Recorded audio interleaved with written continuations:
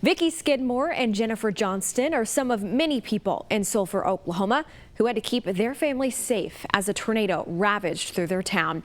Meteorologist Christine Gormley tells us that story in part 2 of Surviving the Storm, presented by Abel Aleman Roofing.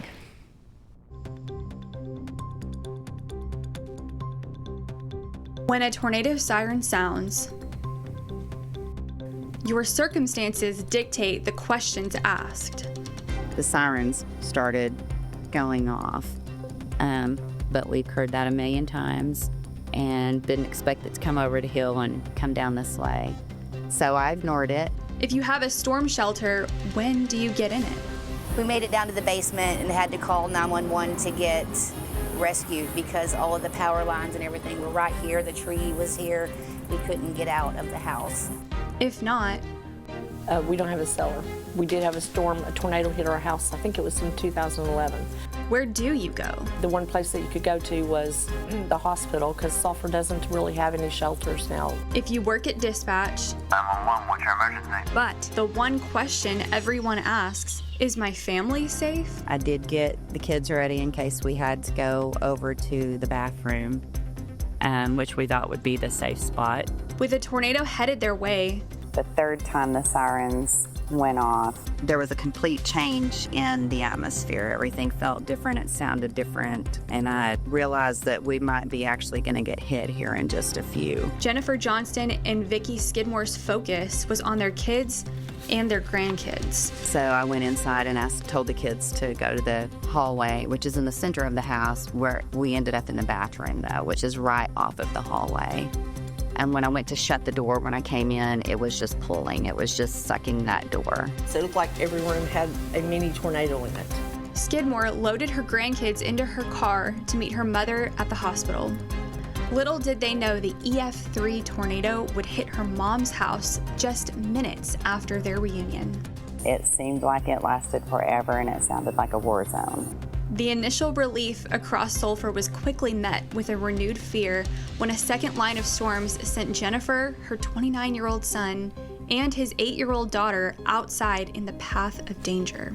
Getting out of the house was pretty difficult. We had to climb over, carried the kids over all of the furniture and broken walls and debris and got them out of the dining room here. And then we came across the yard, which was just covered in, just trees. And Jennifer and her kids trekked through heavy rain and debris, trying to find a safer shelter for her and her kids.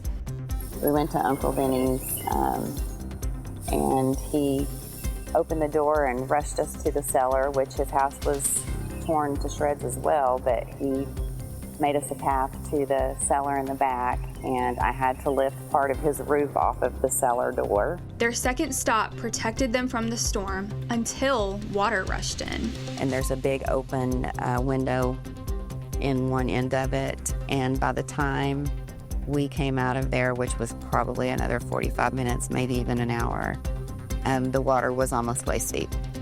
Once storm subsided, Johnston and her kids were on to their next stop, but not before being smacked in the face with the realization of what had happened outside Uncle Denny's house. But then we got out and got to a safer area because this was absolutely destroyed down here. Trees and debris and power lines and water, and it was awful. Back at the hospital, Vicki Skidmore and her grandkids' night was just beginning, where the phone rang around 10:30. On the other end, her brother, Kenneth. And he said, Vicki, I don't know what's going on. Legally blind, Kenneth was struggling to comprehend what he had just lived through. He said there was an explosion, and he said, I think part of the ceiling came down. It's on my face. She loaded her grandkids back in her car and headed back to check on her brother. And we got in there, and I was talking to him, and he realized that it was not his ceiling, it was glass that was all on his face. Skidmore quickly recognized these injuries, while traumatic, paled in comparison to what could have been. It knocked those, and one of them, a piece of it broke off about this long and flew in through the window, and it pierced his bed.